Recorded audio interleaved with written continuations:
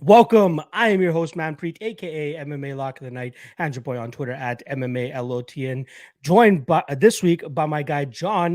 You guys can follow him obviously at MMA Fox, and we are here propping you up for UFC Vegas 44, headlined by Rob Font and Jose Aldo. Stumbled a little bit on the intro, but that's what happens when we have a week off. John, what have you been doing with this 1 week off from this UFC circus that we've been having all year? I've been trying to get ahead on tape, enjoy my hanging out with the family a bit more. But yeah, I mean, I've actually gotten almost all the way out to the last card of the year, courtesy of you getting the whole tape index up early. Uh, Oh yeah. but yeah, I have been jonesing for some fights. I have severe anxiety about the month hiatus we have coming up in a couple weeks, but yeah, I'm excited to get back into it. Yeah, absolutely. We got 3 events coming up to end off the year here, and then we got, I believe, 2 or 3 weekends off. December 18th is the last event of the year. January 15th is the first event of next year. So, strap onto your hats, folks.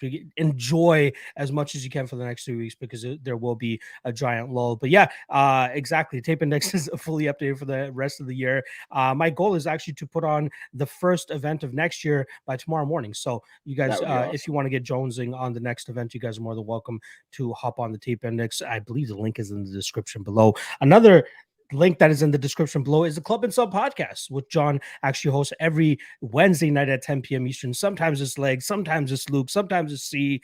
This past week, it was our guy Sean Orr as well. I know your Club and Sub crew over there is hurting a little bit, but glad that we have a very solid community of guys that are more than happy to jump in for whether it's my show, your show, anybody's show. We always have some guys ready to go. So make sure you guys go check it out. Link is in the description below. All right, let's not waste any more motherfucking time. We got 15 fights to get through, so let's just get right to it. First and foremost, we got Smolka going up against Vince Morales. In terms of odds, we're currently looking at minus 150 for Smolka, plus 130 for Vince Morales. I like this spot a lot for Smolka, honestly. I went pretty deep on him here myself. I'm not a big fan of Vince Morales. I don't think he's really UFC level per se, even though he has a couple wins inside the UFC. Those fights, his opponents allowed him to pretty much dictate the pace and fight the fight that he wanted. Amin Zahabi, Draco Rodriguez, fighting this guy at boxing range, pretty much where he thrives. We did see when he does get pushed in that grappling realm, he does succumb a little bit, right? Draco Rodriguez was able to have some success in that second round by landing 3 takedowns. Didn't get the most control time or anything, but was enough to at least get the judges to score that round for him. Ultimately, he was not able to replicate that in the third round and ends up losing that decision. However, Smolka, that guy, once he gets that grappling going, this guy is very smothering from on top. He transitions very well. His jiu-jitsu is top notch, and he's always looking for the finish. I do think that it will take a little bit of an adjustment period for him in that first round, dealing with Vince Morales. But after that, I think Morales is going to start to succumb to the pressure that Smolka throws with, which is hilarious because he's not the fastest guy, but he stays in front of your face and just throws volume and just tries to, just tries to wear you out. And that is perfectly evident in his 3 wins since coming back to the UFC. Did to Sumadarji, more so with the grapple heavy approach. He did to Ryan McDonald, obviously just dig into the body and then eventually knocking him out to the head. And then obviously last time around where he was able to dispatch of why is that name escaping me right now, John? Help me out. Jose Alberto Teco Quinones. Quinones, Yes, yeah. Quinones. He ends up grounding pounding him in the second round. So Vince Morales might have a successful first round, but after that, I think he's going to start to get drowned out here by Smolka. And I actually think that Smolka will end up finishing him here as well once he gets him to the ground. We did see Domingo Parlate be able to submit Mr. Vince Morales in his UFC debut. I do think that Smolka will be able to replicate a similar style here. So the prop that I like, Smolka by sub plus 365. Kind of surprised that it's that wide considering how smothering he is with his jiu-jitsu game. I'd honestly say maybe even the inside the distance is a little bit safer considering that he could just go for that TKO, which is exactly what he did for Quinones. But if you want to go for a specific one, I would prefer the submission over KO. But if you don't want to be too greedy, just go with the inside the distance, which is still around plus 200-ish if I'm not mistaken. But yeah, I like Smolka here. Smolka inside the distance. Please let me know what you feel about this matchup, brother. Yeah, I love smoking in this spot, to be honest. I'm on him pretty big. I think I have him at like minus 135, but I even think the minus 150 where it's at right now could be quite a bit wider. The funny thing is, I was a pretty big Vince Morales guy for a while. I bet him against Chris Gutierrez, and that went terribly, obviously. Uh, I bet him again in his last fight against Draco Rodriguez, and he won. But, that fight, going into it, I was on him pretty big there, and I did not think Draco Rodriguez should have presented any problems for him at all. Like, I just do not really rate Draco Rodriguez at all.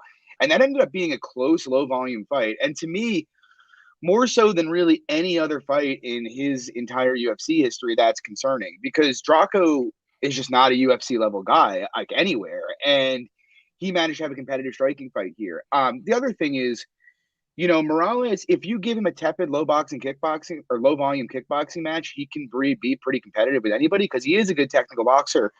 The problem is he's not really a big hitter.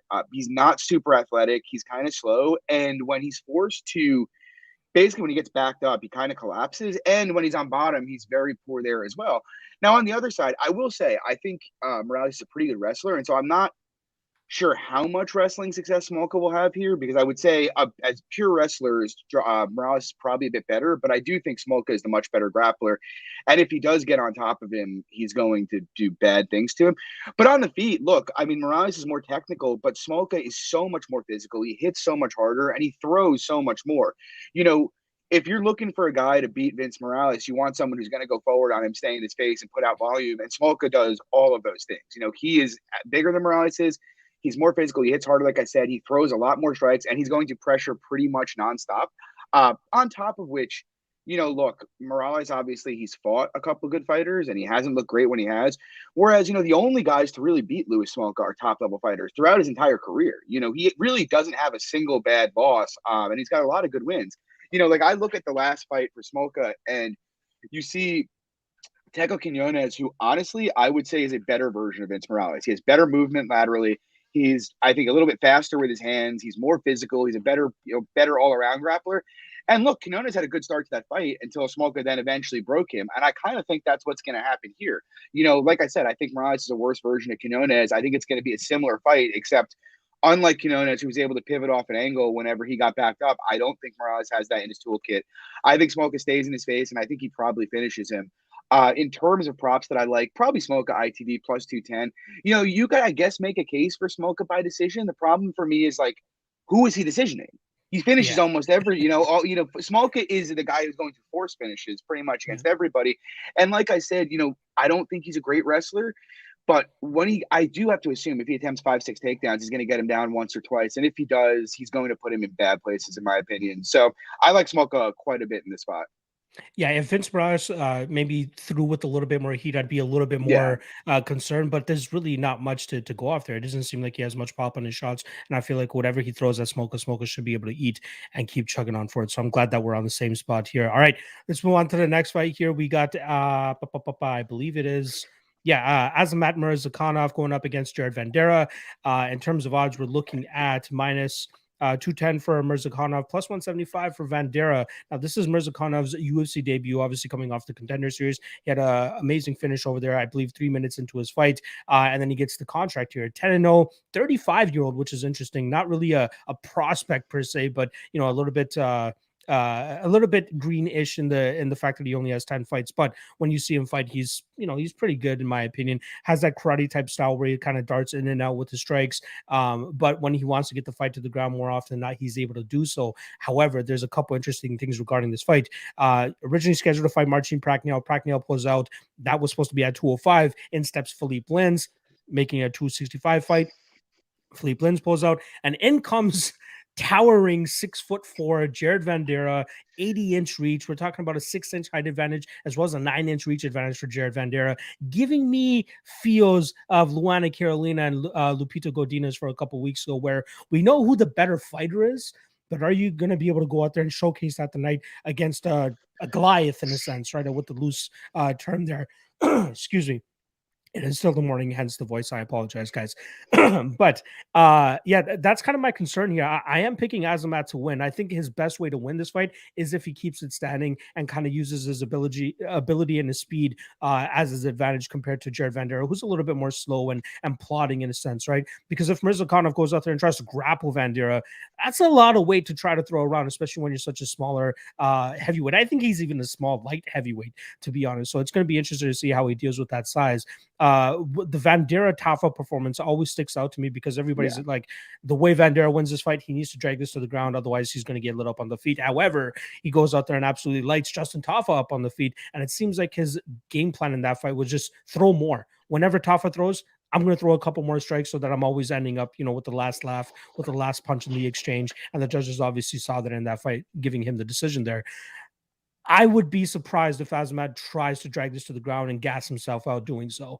For me, I feel like he needs to keep it on the feet, get in and out as best as he can. Again, 9-inch reach disadvantage he's going to be at. He's going to really have to use that speed to get in and out. So I like Azamat KO plus 120, but I don't have uber confidence in it. Again, the size difference could play a huge part in this fight, which is ultimately why I'm going to be staying off this fight myself. I'm picking Azamat by KO plus 120, but I'm not touching that minus 200 at this point in time. Let's see what this guy has. But again, this is like an exhibition belt for him almost, taking this up at 265 pounds. We saw him on the regional scene against Guto and Assange, who was obviously a former UFC fighter. That guy was towering over him as well.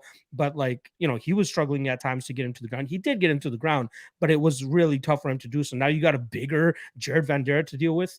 I just have my question marks about this fight, so I'm staying off it. The pick is Azamat, but the KO is my favorite prop on this one. Please, I'm pretty sure you have a play on Jared here. I'm curious to hear your thoughts on that one.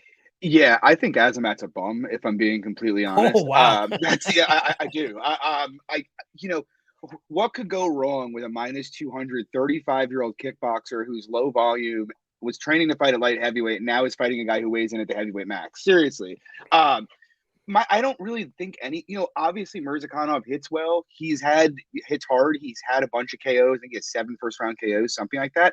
But if you watch him fight, he's pretty much consistently losing minutes until he wins the fight, and it's mostly against 205ers. It's every fight. It's like kind of just waiting to throw that looping overhand left. And now he's fighting a guy who is not low volume at all. We saw Jared Vanderaa attempt 200 strikes against Justin Tafa in that fight. And on top of which, Jared Vanderaa is very durable. I mean, look at that Tafa fight. Is it possible Murzakanov hits harder than Tafa? It's possible, but Tafa's a big heavyweight, and he was landing flush on Vanderaa and not really hurting him at all, to be completely honest.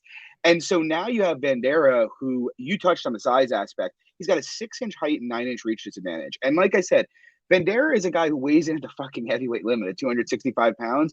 Murzakanov's training to fight at 205. He's probably going to be giving up 40, 45 pounds in there. On top of which, the thing to get Vanderaa, and the way Vandeera's big weakness has always been, is the grappling. Murzakanov did grapple Guido Innocente, as you mentioned, but I don't really think his wrestling is any good, if I'm being completely honest.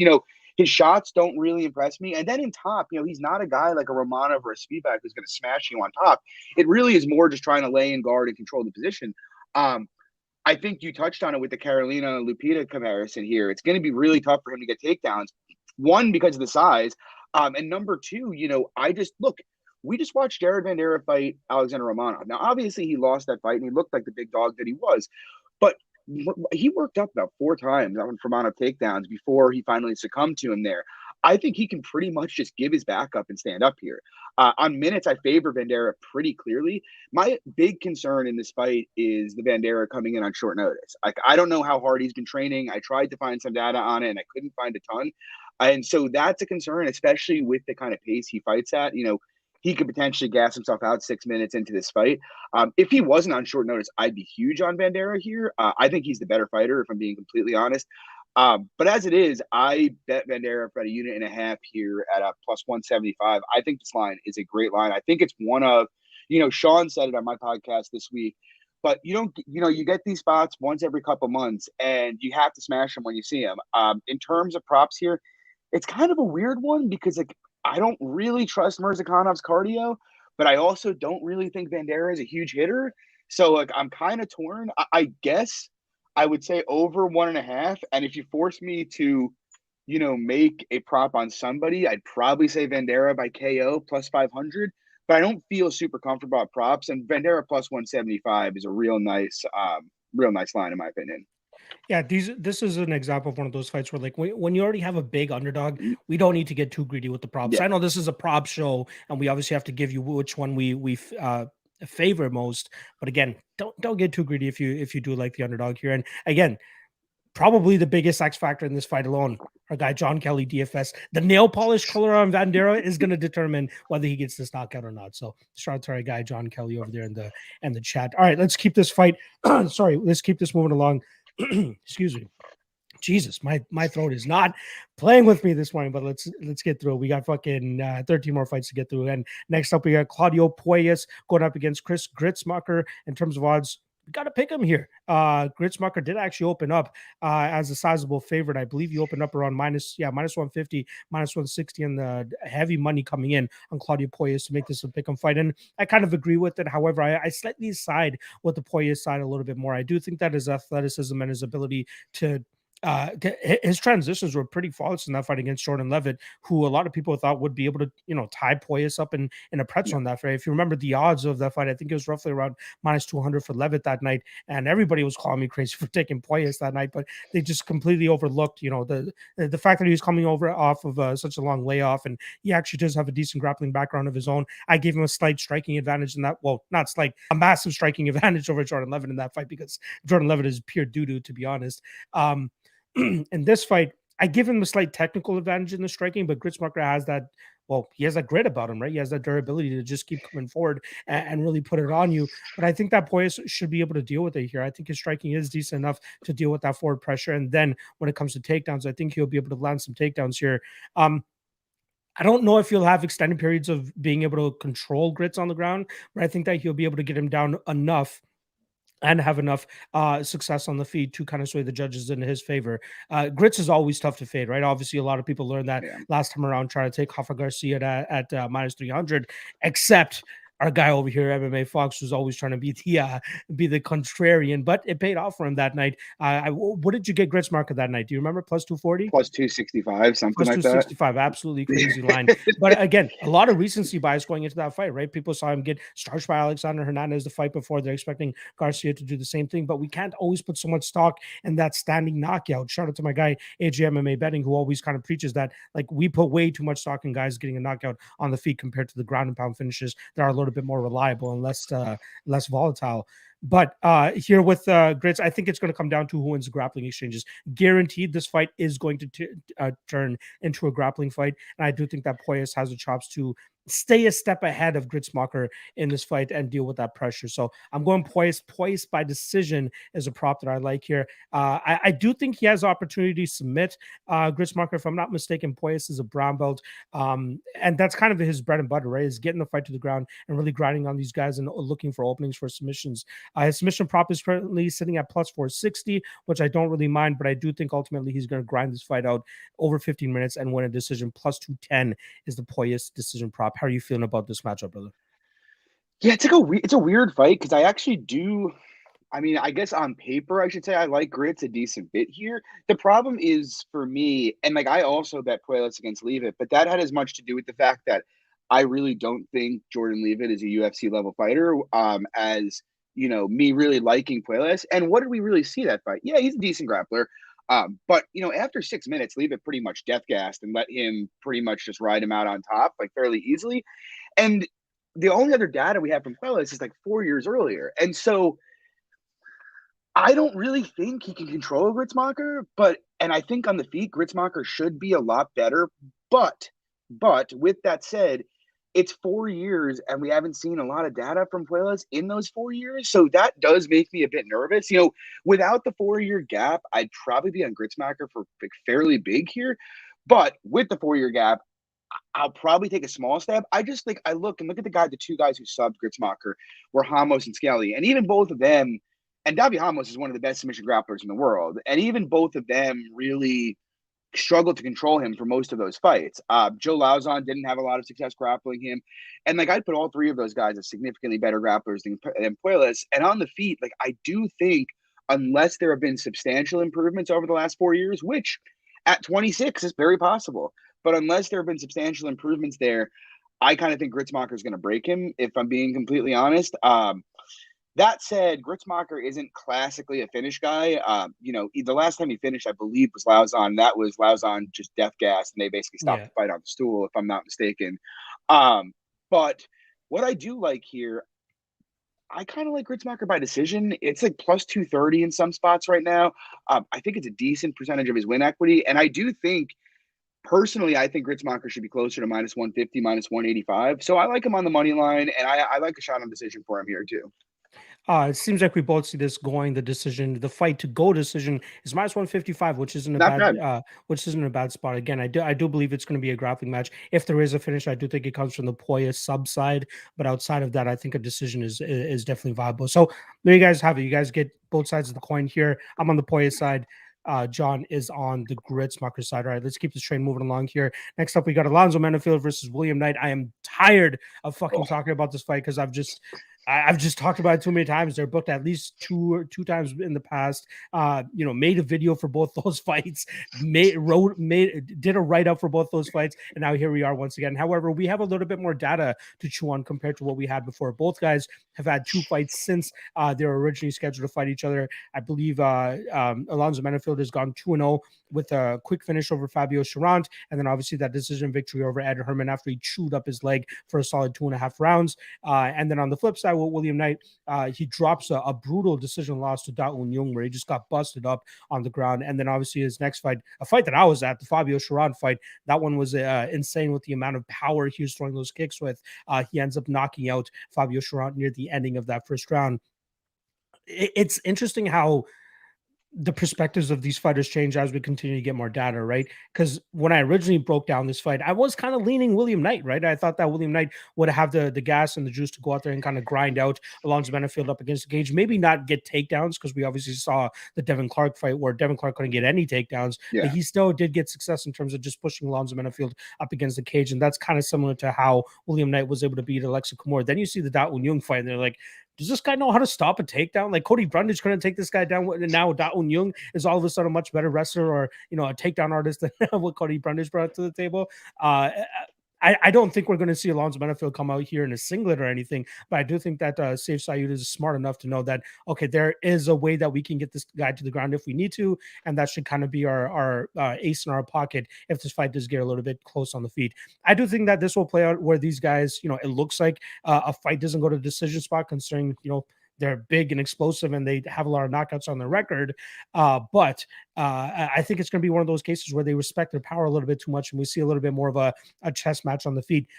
Maybe even just exchanging leg kicks for 7 minutes, because I could absolutely see that happening as well. But I got to give the edge to Alonzo Menifield here. I do think he is the better with the hands. And again, I do think he could possibly lean on William Knight here and possibly gas him out as well. I like the overs, and I also like the fight goes to decision in this spot.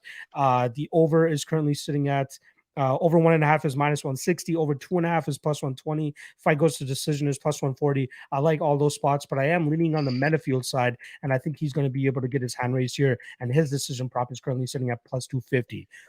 Am I far off on this one? How do you feel about this matchup? Well, you are 100% right that we now have much more relevant data on William Knight. And the fact that Da Un Jung was able to take him down 8 times with basically just outside trips is pretty concerning. I do think it's important that we remember that Alonzo Menifield is not very good at MMA. That seems like a very relevant point to make, because I do think on paper, Menifield obviously matches up a bit pretty well. His striking is a bit cleaner than Will Knight's is. His defense is much better than William Knight's is at distance. He should, in theory, I think, have the grappling advantage here. My big concern with Alonzo Menifield, though, is always the same concern I have with Alonzo Menifield. He has a tendency. Now, look, the leg kicks were a nice addition that he had against Ed Herman, but he didn't even throw that many leg kicks. It just turned out he just violated Ed's leg, and it was done after about 4 kicks, It's important to remember, though, Menifield's game, at distance, tends to be extremely low volume, and he didn't do it last fight against Herman, but that's also because, Herman's a deadly in the clinch. I don't think he wanted any part of that. But he's had a history of rushing into the clinch and then losing clinch exchanges. Like, if you go back and watch the Devin Clark fight, he really was having no issue with Clark at distance, but he kept engaging him in the clinch, and he got outlanded in the clinch like 70-20 or something like that. He basically lost the fight because he refused to fight at distance and kept trying to bomb into the clinch. That's kind of a concern for me here, to be honest, because there's a part of me, I've thought about betting Menifield here. I couldn't bet Knight here under pretty much any circumstances, just because I just don't think Knight other than pure strength, I don't think Knight really has any UFC caliber tools. But, Menifield's just not reliable to do what he needs. If Menifield just stays back and boxes, he is going to fuck night up, honestly. I just don't think he's going to do that. I don't trust him to do that, I should say. If he wrestles, he will probably dominate this fight. But it's too easy for me to imagine him bombing into the clinch and holding it there. But with all that said, Menifield is a much more skilled fighter, and he should really win this fight however he wants. I'm just saying it's important before anybody goes big on Alonzo Menifield to remember, it's still Alonzo Menifield that you're betting on here. In terms of props, I actually love this to go the distance. Kind of to my point, if Menifield does have an outside striking fight with him, he's going to be low volume. So is Knight. And if he doesn't, it's probably going to be the two of them fighting in the clinch for 15 minutes. I don't think there's going to be much pace. I think Menifield's an overrated hitter, if I'm being honest. Look, you couldn't even put Devin Clark out, who is famously fragile. Same thing with 40-year-old Ed Herman. I don't think he's very likely to put Knight out. I actually kind of think if one of them is likely to finish, it would be Knight if he somehow gets Menifield in a weird position on bottom. But I think this should be probably minus 150, and you're getting like plus 140, plus 150 right now. So I like it to go the decision. If you want to play a prop on a fighter, I think Menifield by decision plus 250 is pretty nice. He cashed at plus 500 by decision against Herman, if I'm not mistaken. But yeah, I don't really have much interest in a side here. Yeah, this fight, again, like I said at the beginning of the breakdown, I just wanted to get it over with. Let's fucking move on from these guys. And I think that both these fighters are, maybe more so the William Knight side of things, are prime examples of fighters that are being able to get away with their athleticism and their explosiveness on the regional scene, which gets them to the UFC. Then once they get to the UFC, it just goes south for them because they need more than that to be successful here. So, glad we're both on the same side here with Menifield and seeing this fight go the distance. And Derek, no White Claws for me this morning. I got a long day ahead of me. We got this stream, and I got my Ultimate Weigh-In show tonight as well with a great guest that I can't wait to announce for you guys later on this show. All right, let's move on to the next fight here. We got Mallory Martin going up against Cheyenne Vlismas. Get it right, fellas. It's Vlismas, no longer Bays. Apparently, there's some ruckus going on in the Bays household. I believe Vlismas has gone back out to Las Vegas and training with their original team.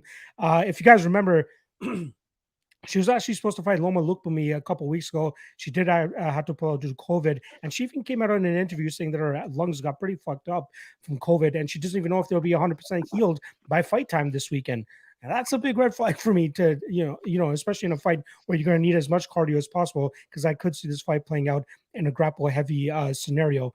In terms of odds, we're currently looking at minus 190 for Vlismas and plus 160 for Mallory Martin. I'm not big on Mallory Martin myself. I've looked at her in the past. I don't think she's a great fighter, but if this fight is going to play it on a grappling scenario, we know the strength of Mallory Martin is her wrestling, and that's kind of what she looks to do in pretty much all of her fights, is drag her opponents to the ground. That's exactly what Vlismas looks to do as well, but my concern here is outside of the Montserrat Ruiz fight, we don't really have much data in Vlismas how she deals with fights off of her back, because she couldn't get off her back from that scarf hold, right? And that's a fight that whenever I break down a Vlismas fight, I kind of put an asterisk around that, because that's an anomaly. We're never going to see that again, right? At least not unless Montserrat Ruiz is inside the octagon again. We're not going to see somebody have that much control time from the scarf hold position. So I'll give her some slack on that one. But the one thing that we can say is that she does have difficulty in terms of getting out of bad positions. And if Mallory Martin can put her in some bad positions, she could end up looking like a very live underdog in the spot.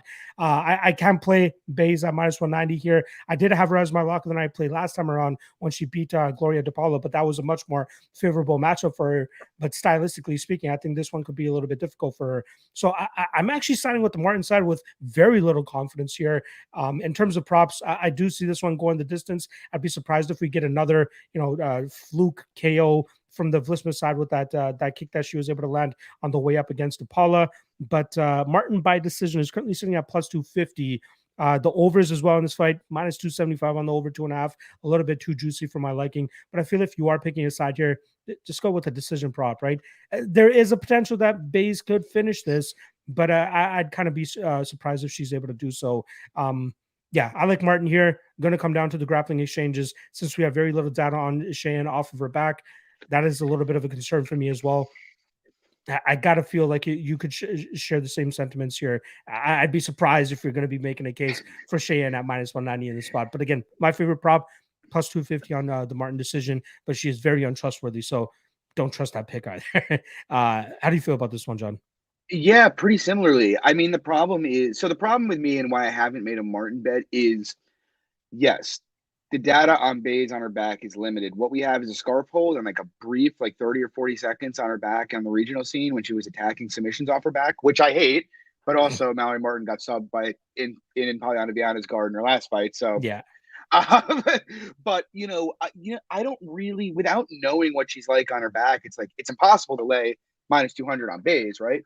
But she's a young fighter, and if it turns out that she can work up with ease, well, then she looks minus 500, right? So it's like it's like a bet on Mallory is kind of a bet against, Bays not having that, that ability. But as a young fighter and someone who just moved out to Vegas and is training with a lot of good fighters in the same weight class, it's just not really a bet I want to make, like I don't, it's something I'm trying to ease off of is doing, I'm all for steering into variance, but with this kind of fight, what is Martin's upside here? Probably minus 150, because even if she can control her, we've seen Martin lose fights from top position by decision. We've seen her get subbed from top position. And if she can't, then Bays is like minus 500. So it's like, I don't really have a ton of interest in the Martin side. I do kind of agree with you regarding the decision prop, though, because we know Martin's going to wrestle here. And if she wrestles, could she get armbarred? I guess. But, yeah, I mean, I'm getting somebody who's plus 250 who's probably going to attempt 6 to 7 takedowns against someone who got held in the scarf hold for 10 and a half minutes 2 fights ago. Yeah, I don't really love anything here. It's pretty low level. I'm kind of interested in just sitting back and actually getting some data on what Cheyenne's game is, because I don't even really know what it is, to be honest. I can't take her regional footage that seriously because it's mostly bums. I can't take, to your point, the Conejo fight that seriously. Who else is just going to look for head and arm throws and scarf holds, So I'm kind of interested to see what she looks like over 15 against a real wrestler. If I was taking a prop, it would probably be Martin by decision. I agree with that. But I'm happy to pass this and just enjoy it. Again, I kind of agree with you on the fact that we're still trying to figure out what kind of fighter Bays or Vlismas is. That's something that I'm still trying to fix in my head. This fighter should definitely tell us everything that we need to know. And no, this is not a cup of mud, people. This is just water. I'm not trying to drink this morning. God damn. Everybody thinks I'm a savage. All right. If John's not drinking, I'm not drinking. Let's just put it that way. He's the drinker of the two. Let's put it that way.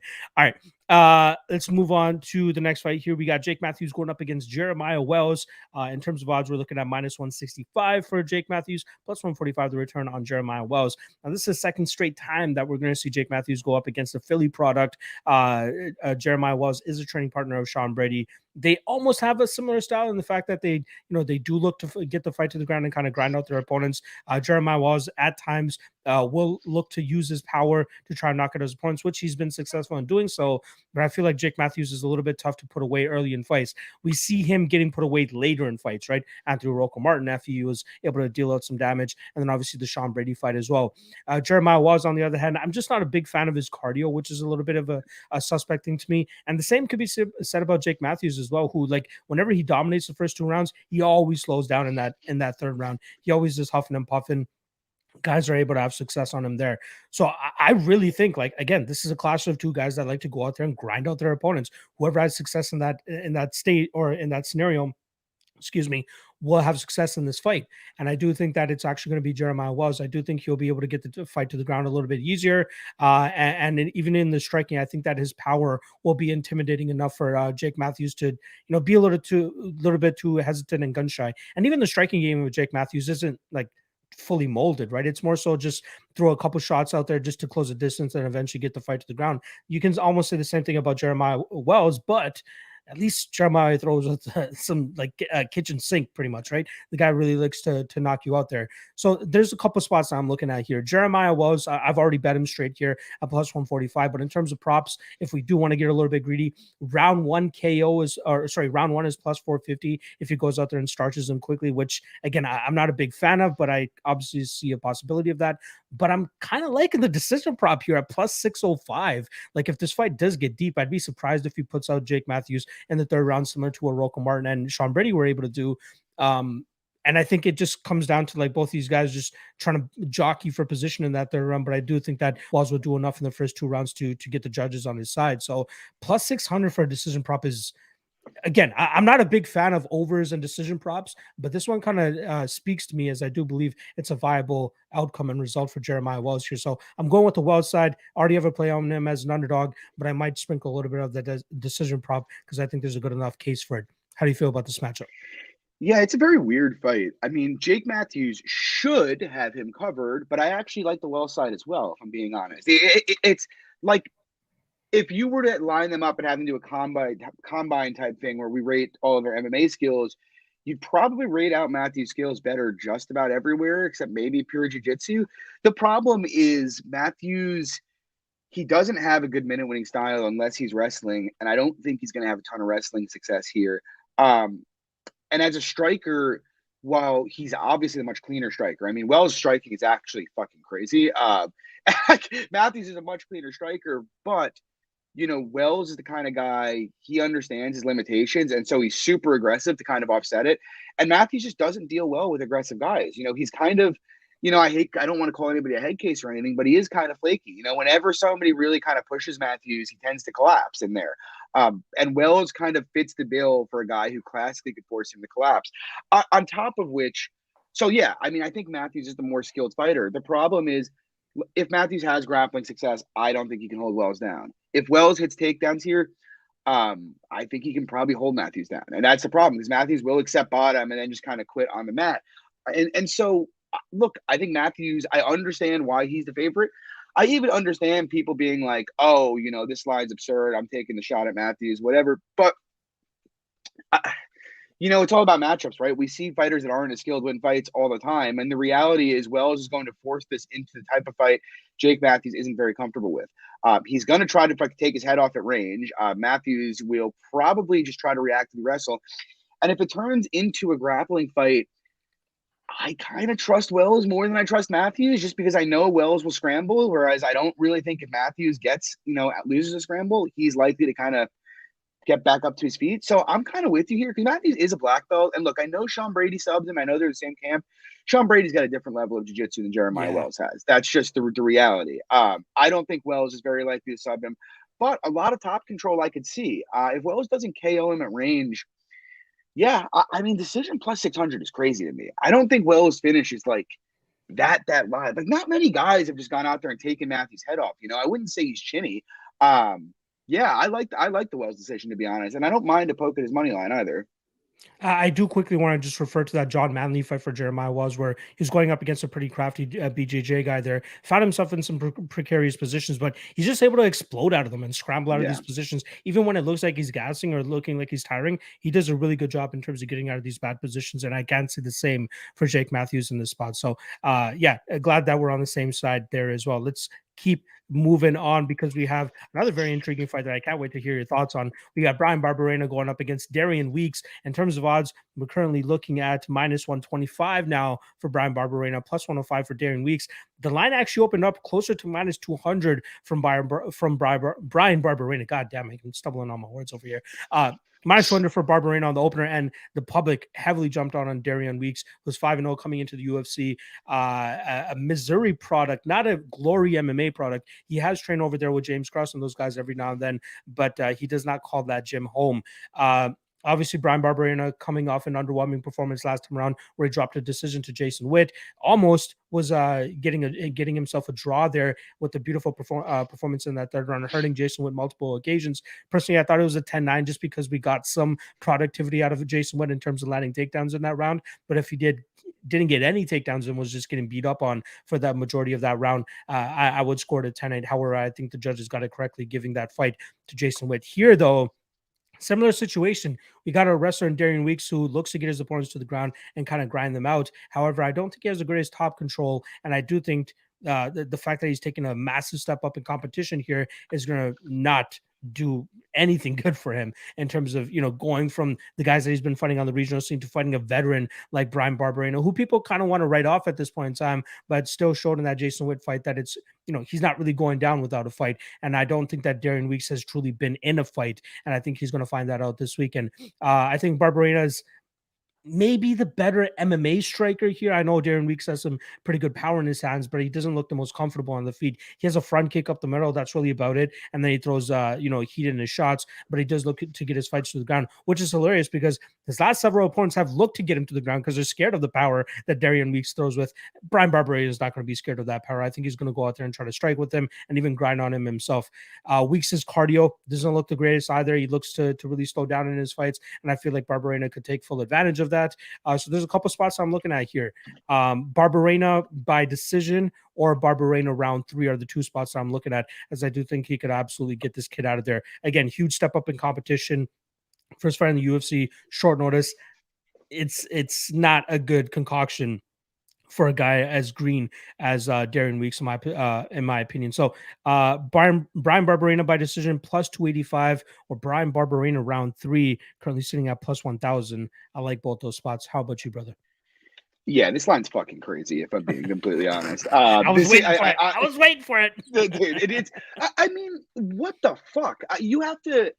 I do not understand it at all. And I actually know a couple of fairly sharp guys who like the other side, and I just don't fucking get it, to be honest. For me, it's like you have to have Brian Barberena at evens with Darian Weeks. You have to think he is like 60% of what he was 2 years ago, maybe even worse than that. Like, that just doesn't make any sense to me. Like, yes, he lost to Jason Witt, but Jason Witt's a very good wrestler. And even in that fight, Witt attempted 18 takedowns and really wasn't able to control him that much in it.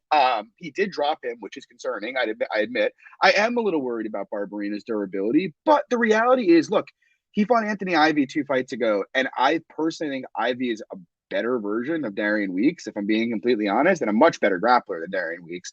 And he handled Ivy with pretty much no problem at all. And so it's like, can Weeks outstrike him? It's like, he could. But Barberena was 5 seconds from winning a striking fight with Vicente Luque. Barberena outstruck Leon Edwards on the feet a couple years ago. This is not a guy who, I'm not saying Barberena is an elite striker or anything like that, but this is a guy who's competitive with the elites in the division, or has been competitive with the elites in the division. He's fought the best guys in the world. Yeah, yes, he lost to Jason Witt. Yes, he's probably slowing down and he had major surgery. But, I mean, let's look at Darian Weeks, like you touched on. Yeah, he seems like he hits hard. He's got an okay front kick, but he doesn't measure distance very well. He calls himself a wrestler, and yet the guy's constantly getting his back taken by bums on the regional scene. He's had 5 professional fights. You actually look at what's gone on. He was supposed to fight Josh Quinlan in September on Contenders.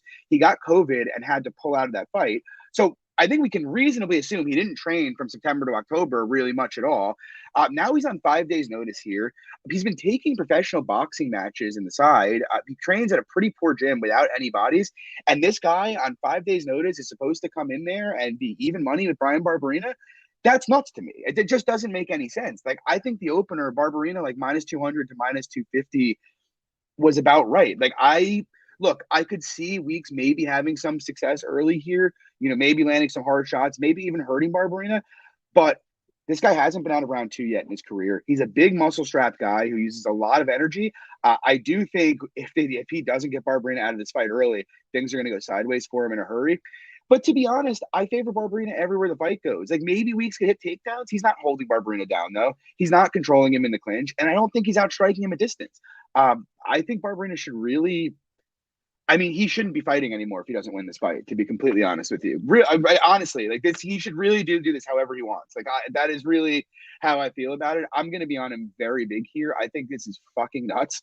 I'm seeing, what's Barberena decision? Plus 2, I think I just said it, plus 285, plus 250.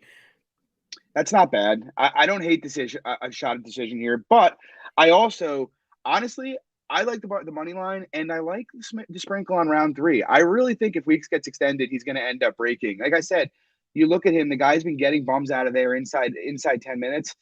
It's going to get dicey at the pace Barberena is going to push, and he always pushes the pace. So I kind of, take the money line, take a sprinkle around 3, and enjoy the bets you're going to cash on it. Yeah, I think I'll be taking that round 3 prop for sure. I'm not sure if I'll be going in on that money line. I don't have as much confidence as you do. I do see that path for Darian Weeks sliding takedowns early in this fight, but again, that concern of being able to keep Barberena down is why I'm not on the weak side either. So yeah, glad we're on the same side here with Barberena though. All right, let's move on to the next fight. I believe it is not the prelim headliner yet. We got one more fight until that. Next up, we got Zhalgas Zhumagulov going up against Manel Kape. In terms of odds, we're looking at minus 260 on the Kape side and plus 220 on the Zhumagulov side. And when I saw the odds originally before I ran the tape, I was like, Zhumagulov plus 200. could be a good spot, maybe, right? And then you run the tape, you're like, he's probably not going to do good with the footwork and the unorthodox movements of Manel Kape. It's just, will Manel Kape pull the trigger? Because that's always been the issue with him in his UFC career, 1-2 in the UFC.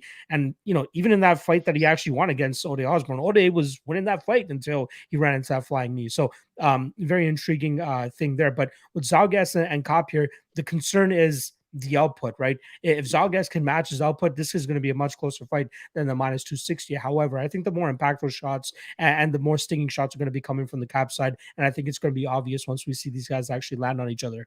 I found it interesting. The first 6 fights in Zhalgas Zhumagulov's career finished everybody.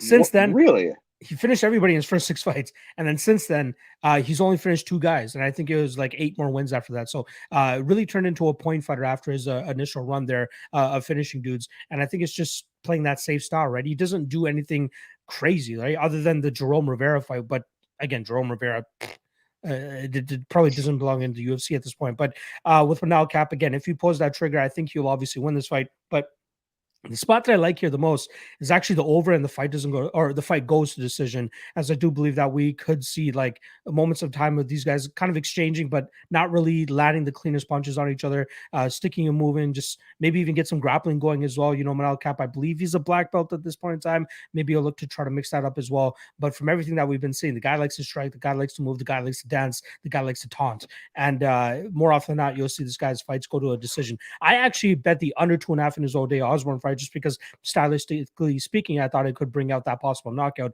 and thankfully it did. But here against Zhalgas plays it safe, right? He doesn't really overextend himself too much unless he sees that he's really behind on the scorecards or anything like that. The guy usually plays a pretty decent pace that I think Manel Kape will be able to keep up with. So I am leaning on the Kape side here. I'm not paying minus 260 at this point in time because, again, it could be a very close fight depending on the output here. But in terms of props, since that's what you guys are here for, over 2.5 minus 200. I actually have a small play on the fight goes to decision at minus 165, as I believe we'll see this fight get extended. But in terms of specific props, Kape by decision plus 130.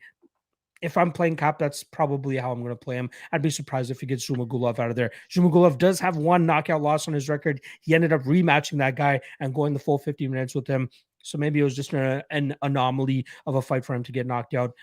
So if, there is a possibility that Kape could knock him out here, but I don't think it's that strong of a lean. So plus 130 on Kape by decision is my prop, but the fight goes to decision is where I'm looking at most, especially if this is as close as I think it could possibly be. How do you feel about this one? Yeah, this is like God's way of tempting me here. This line here right now where it is at like plus 225 Zhumagulov.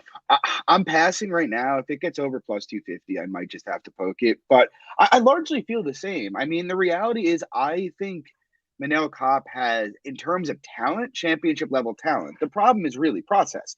Kind of to your point, his output is just shit. That's the reality.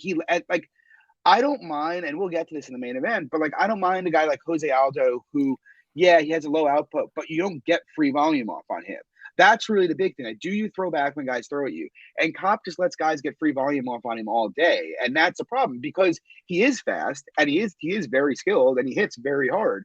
But the reality is, unless you're hurting your opponents consistently or finishing them, you're going to lose a lot of fights based on inactivity. And this isn't heavyweight, it's flyweight. So even though he hits hard, his KOs just aren't very reliable. Zhumagulov actually keeps a decent pace. He kept pace with Raulian Paiva for 15 minutes. I believe he outlanded him in that fight. And Paiva is quite high output. And so, when I look at that dynamic, I'm like, fuck, plus 220. And I feel like pretty strong that Zhumagulov's probably going to land more strikes. But on the other side of that coin, though, the guy who's going to have bigger moments is going to be Kape for sure, right? He's going to be landing harder shots. It's just a question of, does he let Zhumagulov get so far out in front of volume that he just can't make up for it? And I don't really know. I'm torn because I do think most iterations of this fight are a close fight, but I think Kape kind of wins the close fight the vast majority of the time, if that makes sense, just because he does have more pop in his hands.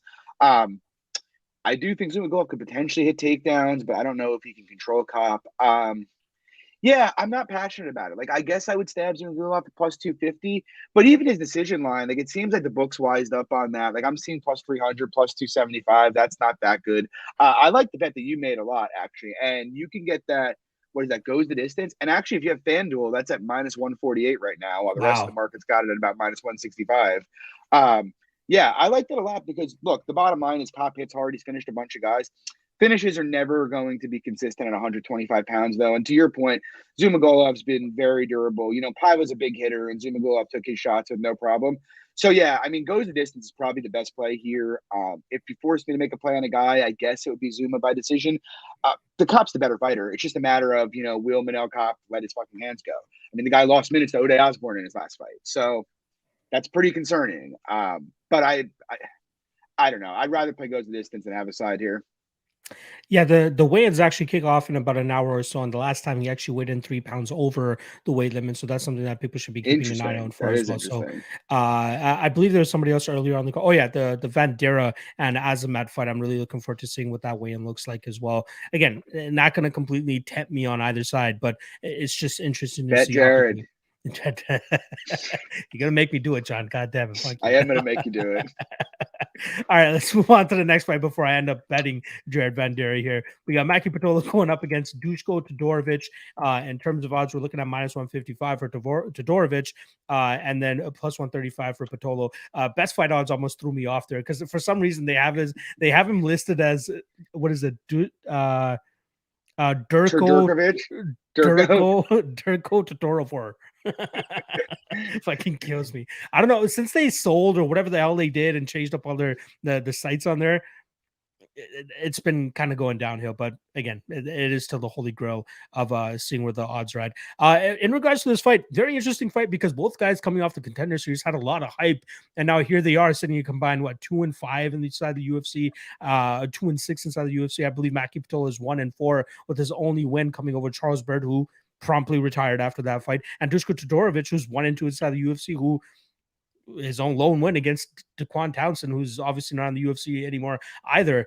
Now they're matched up against each other. We're getting Duško around minus 155.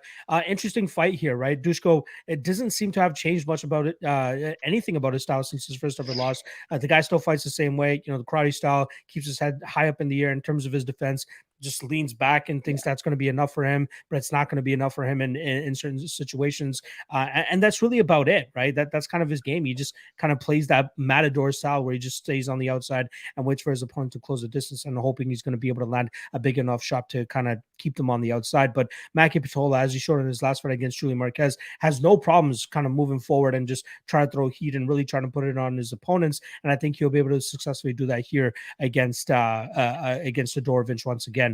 I do think he'll be able to land a takedown or two. I don't think he'll be able to control Todorovic for an extended period of time. But again, I think it will be enough for at least the judges to kind of see it towards him.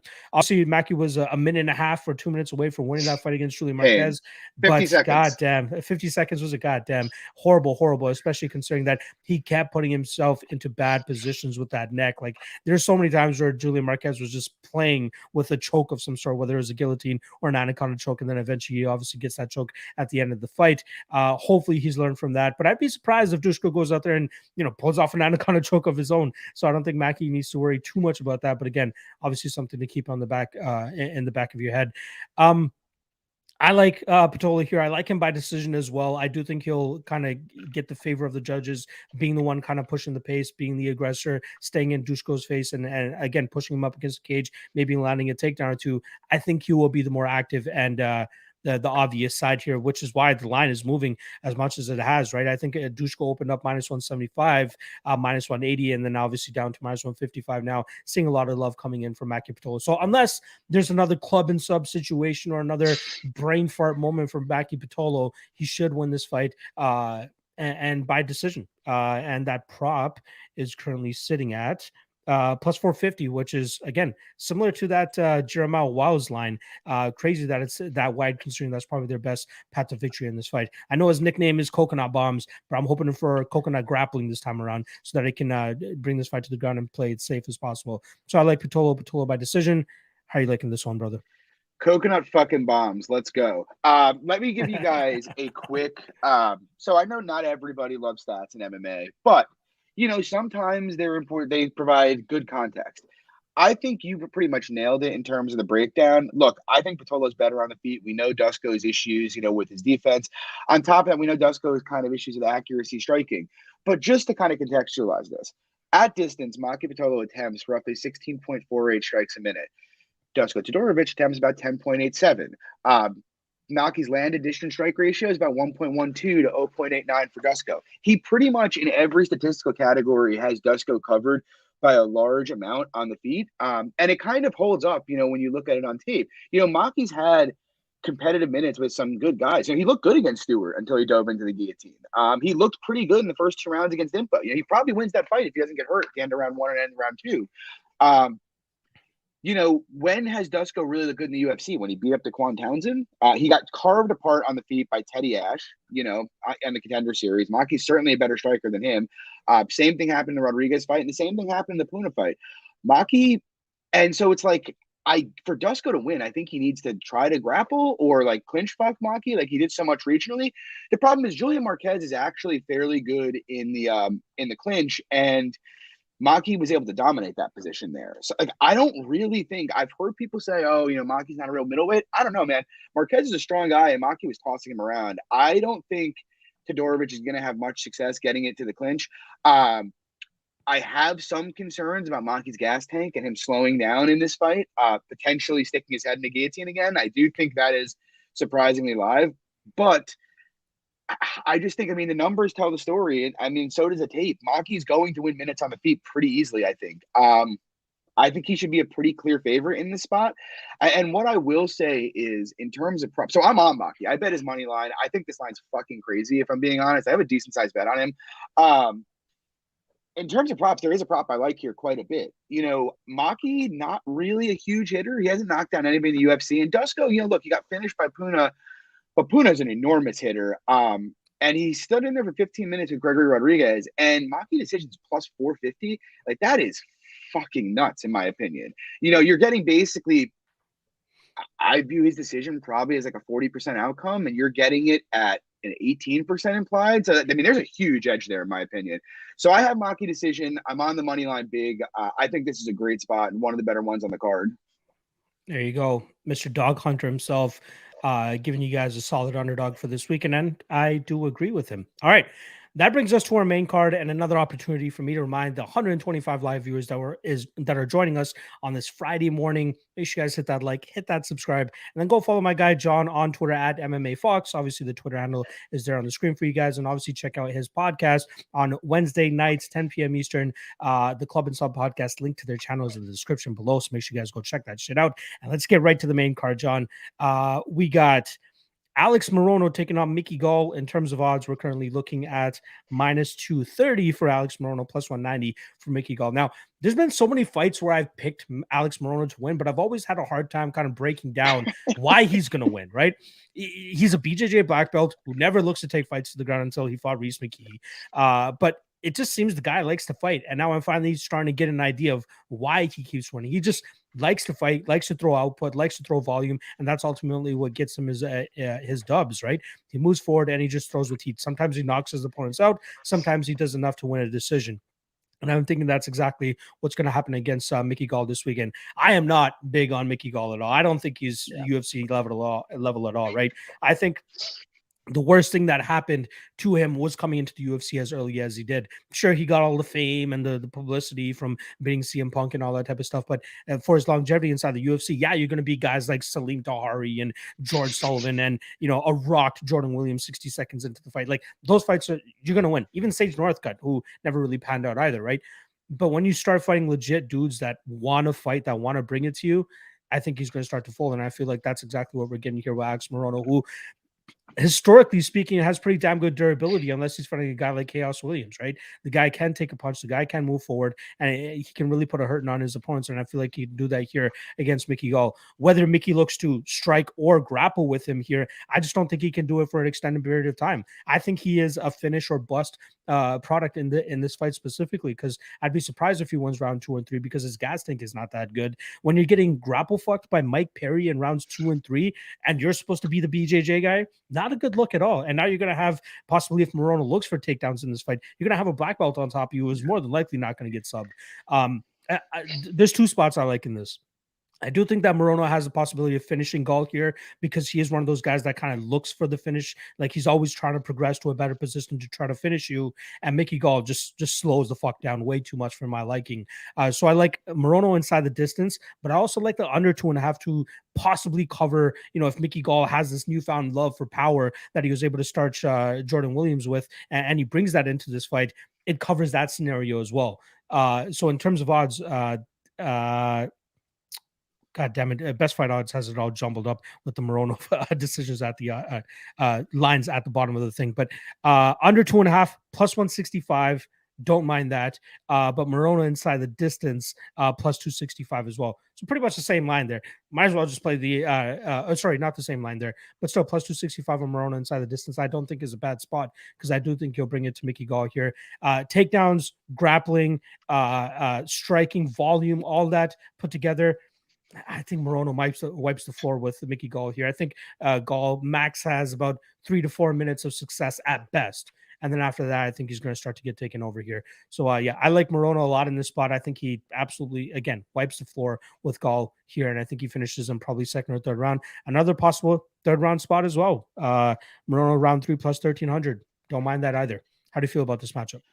Yeah, I feel kind of similarly, but I think I'm more bullish on Gall's skill, I guess.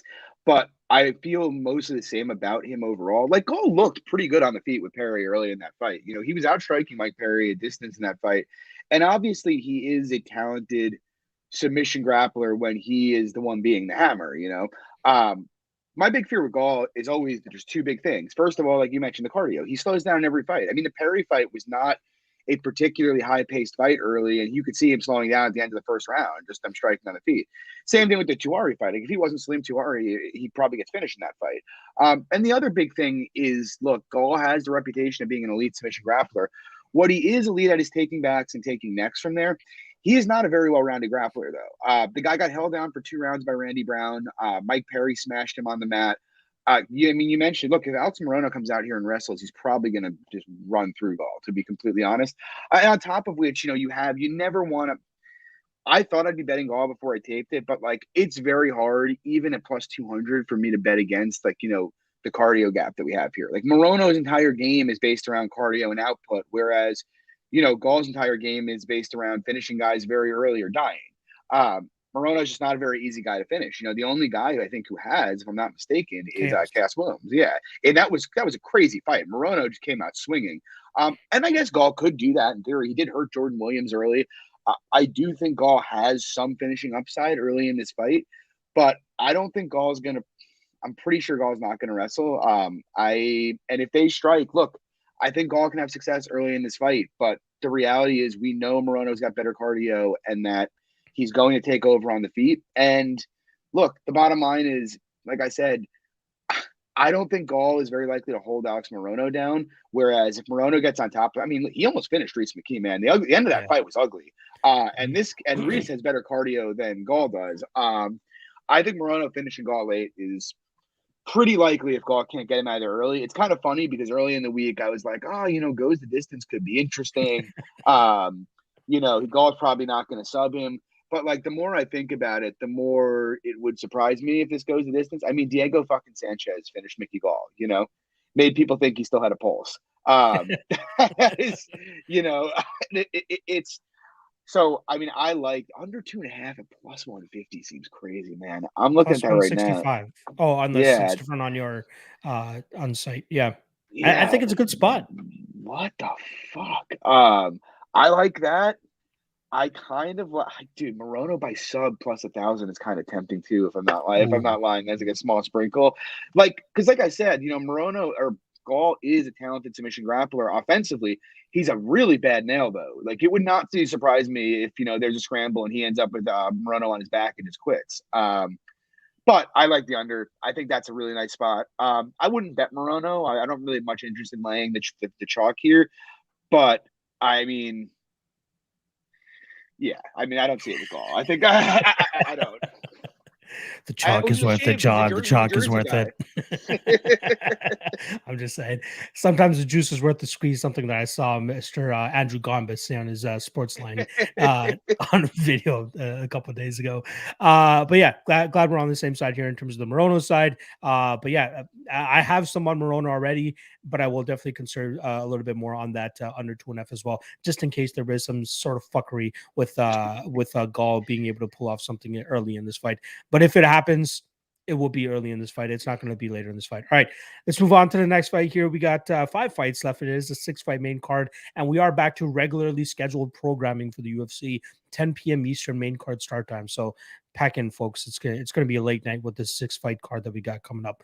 All right, Brendan Allen going up against Chris Curtis. In terms of odds, we're currently looking at minus 345 for Brendan Allen, plus 285 for Chris Curtis. Now, Chris Curtis, normally a welterweight, taking his second fight here in the UFC up at middleweight once again after starching Phil Hawes in his UFC debut not too long ago. I believe that was just about a month ago, and he's taken a quick turnaround here. But the issue is I think he might be getting a little bit of false confidence and this momentum that he could be coming on, because he was getting touched up by Phil Hawes in that first 4 minutes, right? Phil Hawes looked like fucking Israel Adesanya out there with the type of striking that he's putting on Mr. Chris Curtis there. But Chris Curtis, mainly a boxer, right? Like that's kind of his bread and butter. He likes to let his hands go and kind of do some work from there. But when he's starting to fight these bigger guys at middleweight, it's going to get harder and harder to close that gap and really get his striking going. The funny thing is, I think this fight plays out similar to the Magomed Karamov fights, right? Where Karamov is able to kind of just keep him at bay with kicks. That's something that Brendan Allen was doing very well in his last fight, where he tore up the ribs of Punahele Soriano. And he's not really known as a kicker, right? But given the opposite stances of that fight, he was able to rip up that body. And I feel like he's going to be able to do the same thing here, since we have opposite stances once again. We got the southpaw and Chris Curtis, and I think it's not going to work out well for him. I think we'll see Brendan Allen just rip kicks to the body, rip kicks to the legs, and just kind of keep him on the outside. And if it does get too close for comfort for Allen, I think he could take him down. And that's the best part of Brendan Allen's game, is that jiu-jitsu game. If he can get this fight to the ground, I think he can really ride on Chris Curtis and kind of control him on those positions, similar to what Magomed Karamov was able to do to him as well. Not to mention Brendan Allen, a much bigger fighter as well. I believe he's going to have a 3-inch height advantage. I could be off on that. Same reach, but again, Chris Curtis has a ridiculous reach. Regardless, I think the kicks are going to be the big thing here for Brendan Allen to keep Chris Curtis on the outside. Chris Curtis KO or bust, in my opinion. I'd be surprised if this goes 15 minutes and he actually wins a 50-minute fight against Allen, who should be able to dictate the pace here. Interesting caveat to the fight. Sean Strickland in the corner of Chris Curtis. Obviously, we know the bad blood between Strickland and Allen. So I'd be interested to see how that plays out. Even at the weigh-ins here, I'm sure that these guys are going to be yapping at each other. But yeah, I like Allen. I like the progress he's making, the improvements he's making. Again, going out there and standing with Soriano for 15 minutes and torching him the way that he did, you get some respect in my book. And I think he'll be able to do the same thing here against action man Chris Curtis. So in terms of odds, Chris Curtis, very tough to put away. So I think Brendan Allen by decision is probably the way to go here, which is currently sitting around plus 150. The over 1.5 is roughly around minus 190. Again, Brendan Allen, tough to put away as well. I know Sean Strickland was able to do so, but Strickland, a much better striker, in my opinion, than Chris Curtis. Way more diverse with his striking, and obviously the size helped him, close that distance and get his striking off as well. So, again, KO or bust for Chris Curtis, in my opinion. Chris Curtis by KO is currently sitting around plus 480, if that tickles your fancy. Otherwise, I'm on the Brendan Allen side. I think he rolls in the spot. How do you feel about this one? Well, I'm a big fan of the action man in general, but he's not a middleweight. The reality, No. He's not. I don't know why he's taking another fight at middleweight. I understood taking the first one to get into the UFC, but now, like, what are you really doing here? Now, what I will say is I like the Brendan Allen by decision prop, to be honest, because I mean, if Brendan Allen's smart, he's going to wrestle here. Like if he like, I know he looked good against Puna, but he's still pretty defensively susceptible. Like, why even fuck around? Like, you want that Strickland rematch? You want to get fights in the top 10? Come out here. He can do whatever he wants to him on the ground. I don't think he can sub Curtis, but I do think he can probably hold him down with pretty minimal difficulty, if I'm being completely honest. I don't know why he would fuck around on the feet, other than it seems like, everybody at Stanford does that, but, who knows? Yeah, I don't think Curtis can win even standing. I mean, he can knock him out, obviously, but I don't think he can win minutes there. I just think, if Allen takes the path of least resistance, it's going to be wrestling and winning by decision. I don't have a ton to add. Like, you kind of nailed it. Curtis is fun, but I don't even know that he's really UFC level, to be honest. I love him as a fighter. He's a fun guy, but he's too small here. Allen's probably a legitimate top 10 to 15 guy at middleweight at this point. Yeah, I mean, the line's broadly right. Honestly, the line could probably be wider, if I'm being completely honest. So Allen should handle him. I agree with you. Allen by decision. Yeah, in terms of your statement about whether Chris deserves to be in the UFC, I think he is perfect for that gatekeeper slot, right? Yeah. When you have guys like Vince Morales and you guys have like Gall, Chris Curtis deserves to be in the UFC. Let's be honest. But then you should just give him fights against like guys like that. Like, why the fuck is he fighting Brendan Allen? I think they just need a short notice replacement, right? Brendan Allen was supposed to fight somebody else. Chris Curtis is like, I'm here. Let's do it. Not to mention my teammate has major beef with him. Let's see what we can put together. All right, let's move on to the next fight here. We got Clay Guida going up against Leonardo Santos. In terms of odds, we're currently looking at minus 195 now for Leonardo Santos, plus 170 the return on Clay Guida. We got a couple 40-year-olds going up against each other here. Clay Guida actually turns 40 4 days after this fight, and I believe Mr. Leonardo Santos turns 43. Is he? He turns 42. Yeah, he turns 42 in February. So a couple old timers here. However, Leonardo Santos drinking the fountain of youth, giving Grant Dawson probably his toughest fight in the UFC in his last fight, although he did get knocked out at the buzzer there. But I thought he did pretty well in that fight, man. He stuffed all the takedowns, landed some good shots on the feet. You can make a case that he was up going into that third round too, right? But they actually released the scorecards of the first two rounds, and two judges had a 2-0 Grant Dawson, and one judge had a 1-1 going into that third round. But yeah, I was impressed with what I saw from Leo Santos. And even before that fight, I was trying to figure out, like, what is he good at, right? Because he was supposed to be the BJJ guy. He's supposed to come in there and just take dudes to the ground and strangle necks. But he's out here knocking dudes out, and people are like, oh, okay, I guess he's a striker now. But what he does so well is just he uses his kicks pretty well. He fights from both stances. So whenever a guy comes at him southpaw or orthodox, he's able to go with the opposite stance and really effectively use his kicks. But even his 1-2 down the middle, very long and rangy, that a lot of guys are just not able to get a touch on it. Even Stevie Ray, right? I mean, that's probably one of my favorite knockouts of all time, just because of the way Stevie Ray collapses in that knockout. If you guys haven't seen or don't remember, I'd highly suggest going and watching that back. But he throws absolute heat in those strikes when he has his range down, I feel. And with Clay Guida here, like we spoke about this a little bit earlier in the week. Where does he win, right? Is he going to look to take down Leonardo Santos? I don't think that happens. Even if he does he want to mix it up on the ground with a BJJ black belt like Leonardo Santos? And then on the feet, jump around, do your Energizer Bunny shit all you want, but you're going to be getting kicked and you're going to be getting touched up from the outside. Like, the only negative that you can really say about Leo Santos, and you touched on this, like I said, his age. Do you want to bet on a 41-year-old? But again, on the opposite side, you got a guy that's 4 days shy of being 40 years old himself. So it kind of cancels itself out. So if we just throw age out the window here, Leo Santos won this fight. I completely understand why it's minus 200. Earlier, when I saw the line, I'm like, maybe there is some value on Clay Guida, but once you run the tape, man, Leo Santos, I think he's good, man. I think he can go out there and beat guys like Clay Guida still, and I think he could actually get another finish here. The spot that I like the most, honestly, plus 315 on his submission prop. Clay Guida's been clubbed in how many times in the past. Now you got a guy that's a great striker and can do submissions as well. I'm seeing another submission opportunity here for Leo Santos. Instead of being too greedy, though, taking inside the distance is probably the best spot, because, again, he has fallen in love with his hand, so maybe he'll just look to TKO him. Excuse me. If he does manage to drop Clay Guida, inside the distance for Santos is plus 200. Santos by submission, like I said, is my favorite one at plus 315. I'm hoping for a club and sub here. Shout out to the podcast, but I'm really hoping that he goes out there and puts a hurting on Guida and then gets him out of there with some sort of choke. I like Santos. Santos inside the distance. Plus 155 on the under 2.5. Not too bad either. But then again, is there really a finishing opportunity for Clay Guida? I'd be surprised if he finishes Santos here. So you might as well take that inside the distance on the Santos side and get those extra points here. So yeah, Santos sub, Santos inside the distance. What do you like? Yeah, I mean, I largely agree with you. Like, I'm looking at Charlie's comments in the chat, and he said, Guida third round finish, Santos will gas. And it's like, look at the last two guys Santos is gassed against. Roman Bogotov fought for a first at an absolutely insane pace. So did Grant Dawson. He basically spent 15 minutes trying to grapple him, you know.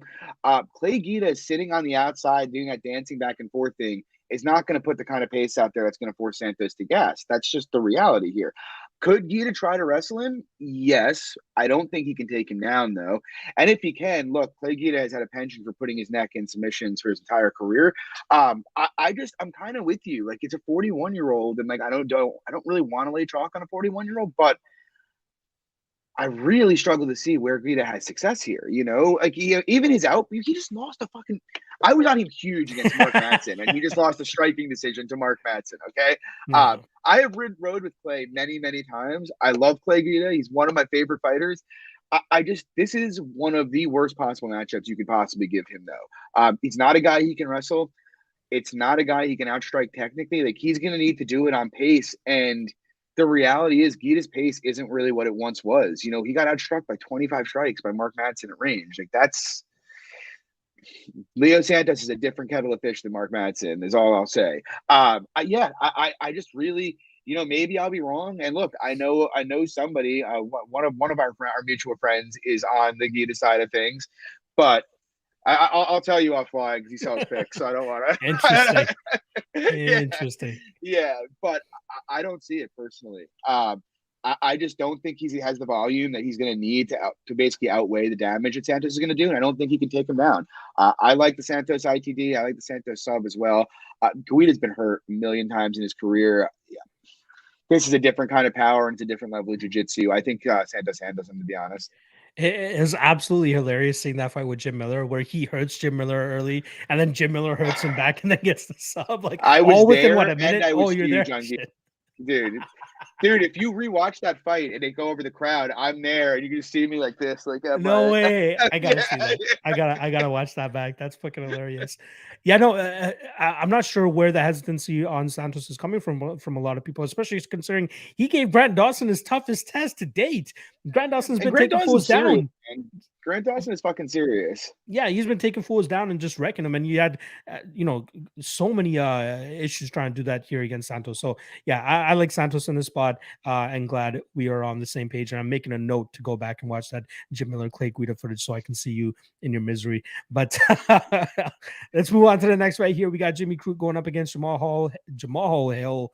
In terms of odds, we're currently looking at -165 for Crute, +145 for Hill. This is a fight personally I'm just staying away from, because I feel there is some sort of a market overcorrection here on the Jamal Hill side of things, who's always chalk in his fights, and now all of a sudden he gets his arm broken by Paul Craig and everybody thinks he's absolute dog shit.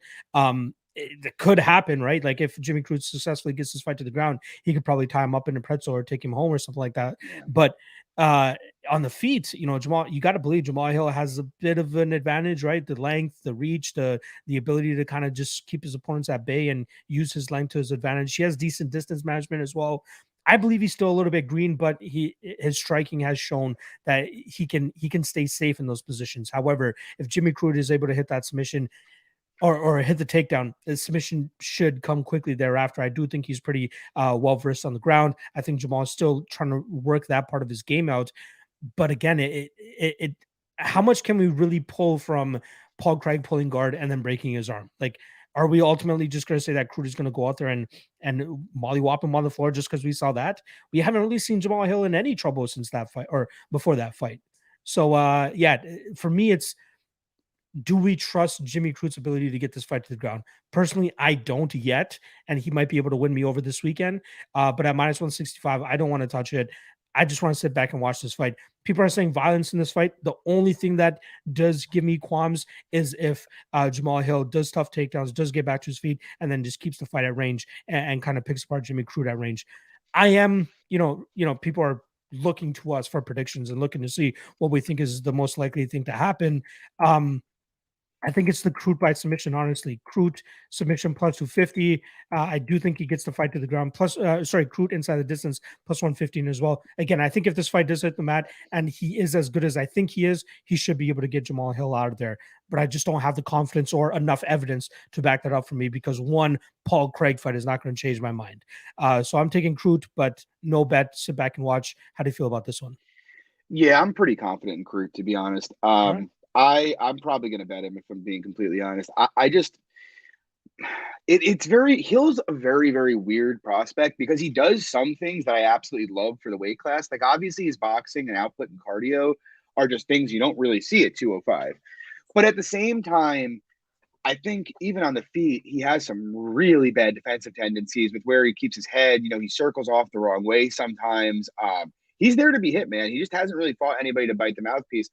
And in terms of the grappling, I mean, Hill really hasn't shown any ability to grapple, in my opinion. First of all, his grappling decision-making with the Craig fight was incredibly suspect. Stosic took him down 6 of 9 times, and, he got up, but his get-up, I wasn't really impressed with his get-up. I mean, Stosic basically took him down and didn't try to grab his wrist. I mean, if you don't get wrist control, anybody can just get a butt scoot and get up on you. It's not that hard, And we saw there is some footage regionally of him grappling, and it didn't look pretty. On top of which now we know he was injured before up until like a month ago. He said he had a really rough camp. I just heard that the other day. And now he's fighting a guy in Jimmy Crute who actually is a good wrestler and, actually has a good top game and a good submission game. He's not going to be able to butt scoot to the fence here if he gets taken down. And I do think Crute can put him down whenever he wants. On top of which, our boy Sean Orr said on my pod the other day that he knows somebody who said Crute's definitely going to be looking to sub him here, which makes me think he's going to grapple. And if I'm certain Crute's going to grapple, I think he's going to do bad things to him. To be honest, it's a little weird to me that Crute is a smaller fave against Jamal Hill than he was against Anthony Smith. I think Anthony Smith would handle Jamal Hill, if I'm being completely honest. And yeah, I mean, look, the bottom line is there's a huge grappling advantage here. I keep hearing people talk about Crute's cardio, but it's like I've seen Crute grapple for a hard 15 before. I'm not saying it's good, but he's also not a guy who's like death gassing and dying in there either, And the bottom line is if the grappling is what I suspect it to be, I don't think it's going to be that taxing for Crute, and I think a sub is fairly likely. And even on the feet, look, I favor Hill. He's the better striker on the feet. But Crute hits really fucking hard, and Hill is there to be hit. Yeah, I mean, I think Crute should be, I don't know, like 70% or so here. So I'm going to probably play him. I like the sub look a lot. Look, he's going to grapple. He's going to get top time. I don't think Hill knows what he's doing on bottom. So, yeah, I like Jimmy Crute. All right. Way more confidence than I have, but we shall see how it plays out this weekend. All right. Co-main event time. Very excited about this one. We got Rafael Fiziev going up against Brad Riddell. In terms of odds, we're currently looking at minus 120 for Fiziev, plus 100 for Brad Riddell. It was pretty much a pick 'em throughout fight week. I just want to quickly pull up and see what they actually dropped. Yeah, they had Fiziev drop as a plus 110 underdog, and then money obviously coming in on him just to make him a slight favorite here. Interesting fight, right? On paper, both guys, strikers, they like to go out there and use their Muay Thai. Former training partners, they used to train over there at Tiger Muay Thai, so they're very familiar with each other. And there's even footage of them actually training together on YouTube that you guys can look up. But again, it's just light sparring, nothing crazy that will give us an indication of how this fight should go. But there's always that one like mental aspect of when you guys know you've trained together and you know that one guy has that one up on you in the gym that could potentially play in the cage here. And I'm interested to see if one guy actually has that kind of that thing over them. I believe it was Andre Arlovsky and Travis Brown that had a similar thing where Travis Brown was absolutely wrecking Andre in the training room, but then when the fight actually happened, Andre Arlovsky came out and just wrecked him. Probably one of my favorite fights to ever watch. If you guys haven't seen that, Andre Arlovsky, Travis Brown, I definitely suggest watching that. But in this specific fight, Rafael Fiziev usually starts out pretty hot, throws in combinations, really likes his body kicks and his leg kicks. But as the fight starts to wear on and he deals with resistance, he starts to slow down. And we obviously saw in the Bobby Green fight, whereas Brad Riddell, it's almost the opposite, right? He almost digs himself into a hole early in fights, but then is able to get himself out of it in the second and third rounds, really putting the pressure on his opponents. And he doesn't throw as much combinations as Rafael Fiziev, but he's very disciplined in terms of waiting and finding the proper openings to explode and throw, absolute heat in his strikes. And I think he could do that here pretty effectively against Fiziev. I'm impressed also with his improvements in his wrestling game to get him out of bad positions, as we saw in the Drew Dober fight, and even to use it kind of defensively as well to get back to his feet and get back to a striking game. I wouldn't be surprised if he goes out there and tries to take Fiziev down just to mix it up a little bit. But in terms of the striking, I think that will get the more impactful and better shots from the Riddell side here. And I actually do have a bet on Riddell here at plus 110, as I do think he should be the side in this spot.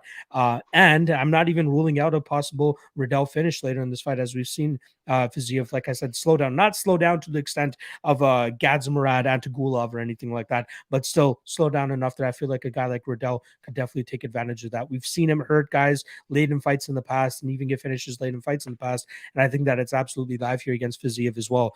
Fiziev has had this hype tax on him for since that fight against Mark Diakese, but I'm glad that the public and the odds makers are giving Riddell the respect he deserves as well, because this is going to be a very competitive fight.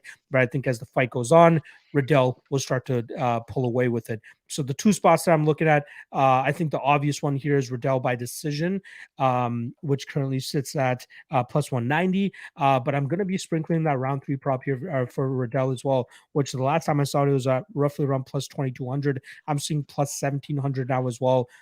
Got to take a little bit of a sprinkle on that, because I do think he will be the one winning the exchanges in the third round and possibly be able to put away Fiziev as well. So I like Riddell. Riddell decision is the spot, but I do think the round 3 is live here as well. What do you think about this matchup? Yeah, I love Riddell here, to be honest. The bottom line is, look, I mean, Patrick Moran just put it in the chat, but, Bobby Green outlanded Rafael Fiziev in all 3 rounds in that fight. Actually, if you actually rewatch that fight, the third round was very clear, but actually the first 2 rounds were quite close. Green got hurt in round 2, which is why he lost it. The first round was pretty much a 50-50. I kind of think it's a similar dynamic, except I think Bradley is more reliable to cut angles and throw combinations than Green is. Bobby was doing a lot of countering, a lot of single shot stuff, whereas Brad is going to actually make Fiziev pay for a lot of those naked kicks he throws. The bottom line is, I don't think the boxing is close at all. So much of Fiziev's game is based around aesthetics, and by that I mean it's a lot of big actions and big movements that look good to judges. But if you actually kind of watch his fights like second to second, he knocked out Moicano, but he's not really hurting many other people. It's a lot of kicks to the body, a lot of kicks to the legs. He doesn't do much work with his hands, and I think that's partially because he just doesn't have very good defense in the pocket. As such, and he uses his kicks to great effect, but he's not going to, he throws a lot naked, like I said, and he's just not going to get off on those against Riddell, in my opinion. He's going to get punished for them. On top of that, Riddell tends to build as fights go. He starts to get reads, and he tends to get better as fights go on. We see it in just about every fight. He tends to start a little slow while he's making those reads and then pick up steam. While Fiziev he hasn't won a round 3 in his career yet. He lost that round 3 on 2 cards against Alex White, for fuck's sake. He lost round 3 to Mark Diakese. He lost to Bobby Green. The guy slows down every fight. So it's like, I favor Brad dramatically in round 3. I think round 1 is competitive. This is not a case where I'm like, Fiziev's a heavy favorite in rounds 1 and 2. No, I think round 1's probably competitive. I favor Riddell in 2 once he's got his reads down there. I think of the 2, look, Riddell's been hurt before, but he recovers very fast. And like I said, Dober's a much better boxer than Fiziev is. Malarkey is terrible, but Malarkey is durable and will bite the mouthpiece and go at you. Fiziev is not going to be going into the pocket for extended exchanges here. So I'm not really that worried about Brad getting finished. I think he's far more likely to finish Fiziev. His output's more reliable. I think he hits harder. He's clearly the better boxer. He has better cardio. I just think he's much more skilled. And if anybody in this fight's got grappling upside, it's obviously Brad. So, it's hard. For me, I think I'm not saying Fiziev can't win. Obviously, he's a dynamic enough striker that he could finish Brad early here, maybe edge 2 close rounds and win a decision. That's in play for sure. But just the dynamic of the fight and the fact that, I know Brad's the better boxer and he's going to have big success and he's going to punch Fiziev in the face a lot. Plus, he's almost a lock to win round 3. I think he should be close to minus 200 if I'm being honest here. I love Riddell. I don't mind Riddell by KO. I'll probably take a small sprinkle on round 3 just because, look, we do see Fiziev gassed, and I kind of have the feeling if Fiziev's in as dire straits as he was against Bobby, Bobby plays with his food. He talks, he poses, he does all the Bobby Green bullshit. Riddell, it does have killer instinct though. He is not going to let you off the hook, and he's going to go for it. So yeah, I mean, I think there's a pretty good chance he's going to finish him here. I also just wouldn't be surprised if he walked Fiziev onto a counter early in this fight and just put him out. To be honest, yeah, I love Brad Riddell here. Yeah, I'm glad we're on the same side here. I thought it was going to be a very tough fight to break down once I actually saw these guys matched up. But once you run the tape, it's a little evident how this could possibly play out. My concern is if Fiziev survives and his potential output that he's able to put, because again, in combinations, he just put out some decent numbers. Again, Bobby Green is a different exception to that. I think that Riddell is a little bit more disciplined and not gun shy per se, but doesn't throw as much volume as a Bobby Green. That's my slight concern if Fiziev wins those first two rounds and then survives that third, which is an absolute possibility, which is why the line is as close as it is. But hopefully it plays out closer to how we do it. Yeah, I mean, Fiziev's good. Don't get me wrong. I just think Riddell is on another level. In my opinion, I just think he's just a much more seasoned, polished striker than Fiziev is. Yeah. All right. Main event time. And again, another opportunity to remind the 150 live viewers that we currently have in here. Make sure you guys hit that like, hit that subscribe, and then show my guy John some love as well. Check out his Club and Sub podcast every Wednesday night, 10 p.m. Eastern. Link is in the description below for their YouTube channel. So make sure you guys go show them some love. All right. Main event time. Rob Font, Jose Aldo, -140 for Font, +120 for Aldo. I believe we were seeing some very interesting line movement on this. -185 is what Rob Font opened up at, and then a ton of love came in for Jose Aldo, as expected, especially with the name value that he has. You'd expect people would be betting him at a high line, but once the line starts to get closer here, then you start to question, okay, what are his chances really to win this fight? It is tough to make a case to bet him in a 5-round fight, to be honest, especially considering he hasn't won one in the last 5 years. But then again, when you look at the guys that are beating him, they usually pick up their pace later in fights. Max Holloway and Purion of note are the guys who are able to get him out of there. Rob Font in his last couple of fights has been able to show a similar type of style in terms of picking up his volume as the fight seems to go on. And, by all indications in that fight against Cody Garbrandt, his cardio looked great to go a full 25 minutes. And I think he could be able to do that here against Jose Aldo. But Aldo looked in fine fashion last time around against Pedro Munoz. I think it was his career best performance in terms of significant strikes landed, 114. And I did some quick number crunching in all the 25-minute fights that he's been in his career. I believe since his WEC days, he only averaged about 77 significant strikes per fight. And he just absolutely blew that out of the water here against Pedro Munoz. I think that has to do in part with Pedro Munoz's style, which is the guy's just very hittable, right? Like the guy just plods forward, throws big shots, and just waits to kind of, waits for his opportunity to land his big shots, which is why Jose Aldo was able to get off on certain occasions. But there's a certain part in round 3 where you see them take a solid minute to minute and a half off, where they're just kind of moving around. Pedro Munoz isn't throwing anything. It seems like Jose Aldo's just waiting to get his energy back so that he can throw some more. And that is just something that I was able to notice there. I feel as though Rob Font can replicate the Max Holloway and Purion type of thing in terms of elevating his striking output every single round. I don't think he's going to be able to get Aldo out of there, but I do think he'll be able to win at least round 3, 4, and 5 in this spot and come away with the win. But I am not at all sacking up to bet against Jose Aldo, especially after coming off that type of performance, right? This isn't a Max Holloway. This isn't a Purion. This is Rob Font, who we're still trying to figure out, is he the goods, right? Like he has a decent winning streak going on, but he beat a Cody Garbrandt that's just never been the same since getting knocked out by TJ Dillashaw. This is a legit step up in competition. People want to continuously say that Jose Aldo's washed, but he continues to go out there and has solid performances against guys that he should be going out there and beating, right?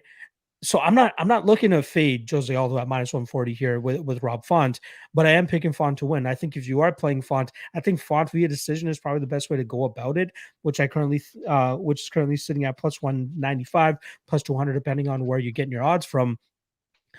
Jose Aldo is live in the spot too, though, because his body work is insane, and I could absolutely see him dropping Rob Font with one of those strikes and getting an early finish in this fight where the cardio won't even come into play. So that is absolutely on the table in this spot.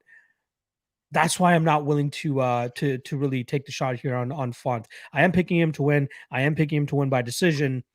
That's where it stops for me. I just want to sit back and see, is Rob Font the goods, or is Jose Aldo is he a new person? I know he's 35 years old and he really needs to get it together, but can he still go out there and beat guys that are not named Max Holloway or Purion? and we'll find out tomorrow night with Rob Font. So I'm on the Font side. Output, volume, runs 3, 4, 5. You should win, and then take home a decision. How are you feeling about this one? Yeah, I mean, I lean Aldo. I wouldn't call it like a super, super passionate take. Like I 100% can see the Font, kind of being able to mimic the Jan and Holloway game plan. The problem for me is like Font's just not nearly as good as those two guys are. Like for on the Holloway side of things, Holloway's so fucking durable. He doesn't care if you counter him. He's going to take the counter and throw a seven punch combination at you. That's just kind of his game. And like the reality is Aldo just doesn't have the cardio to keep up at Max's pace. If he can't, deter your volume with, his attritional work or his counters, he's going to be in trouble. And on the Jan side, look, Jan is just such an elite striker. It's unbelievable.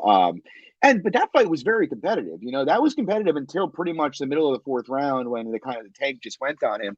But yeah, I'm not really convinced. Look, something stat guys tend to, and I say this as a stat guy, but a lot of guys who cite stats, they'll talk about Aldo's output.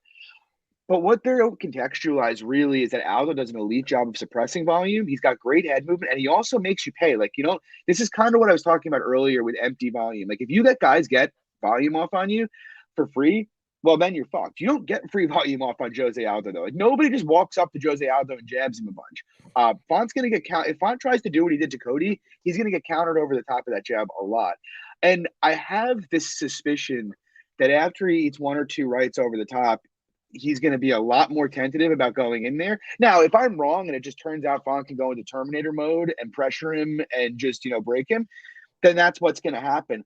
I don't think I am, though, man. I mean, Cody was landing his counters over the top when he let his hands go. He was landing.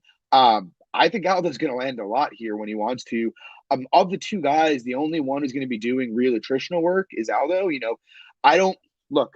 If you told me Aldo was going to come out here and throw 50 leg kicks, I'd be very confident in this spot. But, the reality is Jose Aldo's leg kicking is inconsistent at best these days. But, the bottom line is he will throw some leg kicks. He will throw to the body a lot. I don't really think, Cody pretty much let Font do whatever he wanted. I don't think Font is going to be nearly as fresh come round 4 in this fight as he was in the Garbrandt fight. He's going to have to walk through fire in this fight. And on top of which, look, Jose Aldo, I get it. We all want to say slow. First of all, he's only a year older than Rob Font is. Yeah. Second of all, the guys that are beating Jose Aldo, Alexander Volkanovski, Max Holloway, Peter Yan, these are like the best fucking guys in the world. Cody Garbrandt, look, I like Cody, but Cody is like a broken fighter. Like you rewatch that fight, and he just looks, he just doesn't look like He's the same trying to guy grapple, anymore. and then he gasses himself out pretty much. Yeah, and then he kept ducking down, like trying to throw the counter. Okay, it's like, what are you doing, man? Yeah. And the other Fonts on Font's run, Mariah's basically dropped to a jab, like his durability's gone. And then he beat Ricky Simone, who again I like. But Ricky Simone, if you watch that fight, actually had a lot of success boxing Rob Font. That's a pretty bad look considering he's about to fight Jose Aldo. Yeah, I mean, my thing is I understand the Font angle, but Aldo is the better fighter, and so it's like, yes, he could slow down and lose this fight, or he could just win 3 rounds and then slow down and lose the last 2. I don't think Font is nearly the same danger late in the fight that Peter Yan or Max is. Could he finish him late? Sure. I don't think it's, but look, I don't think it's gonna happen. I'd be surprised if Font finishes him late. Me neither. And like, look, dude, look at the Rafael Sunsao fight with Rob Font. Look at the John Lineker fight. Font's fought some good strikers and broken against them before. I mean, he got outlanded at distance 40-20 by Rafael Sunsao in a fight that was at distance for 11 minutes. People want to cite volume, but what happened there? I don't know. I kind of like Aldo. I'm going to take a small poke at his money line. I actually like his decision line a lot, though. He hasn't won many recently, but the bottom line is he's won, I think, 5 title fights by decision throughout his career. I think Font's durable enough that he probably stays up. But like I said, I really think that Aldo's counters are going to deter a lot of Font's volume here. And I think you're going to get a more low-paced fight than what people are expecting here. So I like Aldo. I like Aldo by decision. Again, not huge. It's not the most confident take in the world, but I'm getting one of the best fighters ever as an underdog to Rob Font. So That was my thinking when I bet him against Jeremy Stevens. Like that was hilarious that he was an underdog to Jeremy Stevens. Dude. It's so funny. I was chatting with somebody last night about that, and I was just like, I had just started betting MMA and didn't really know what I was doing. And it's like in hindsight, I'm like, oh my god, like Jose Aldo minus 110 against Jeremy Stevens would be the biggest bet of my life. Yeah, you know. Yeah, that's the thing that I'm always scared of. I'm like, are we writing him off a little bit too early here? And even though I'm picking Font again, it's not a confident take at all. Like I think that although it can be very competitive, and in a fight where will Font be able to put a Max Holloway / Peter Yan type of pace on him? Probably not. Like his striking does go up, but is it as lethal and is it as intimidating as it is coming from a guy like Max Holloway and Peter Yan? And I think Jose Aldo will be able to see right through that. So yeah, I want nothing to do with this fight. If anything, I'm looking at overs.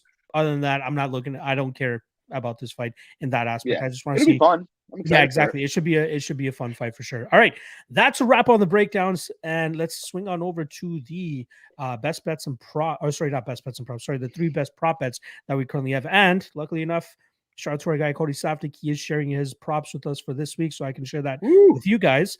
But let's get into the Ultimate Weigh-In Show. The guest that we're going to have for tonight. I pulled a big one again.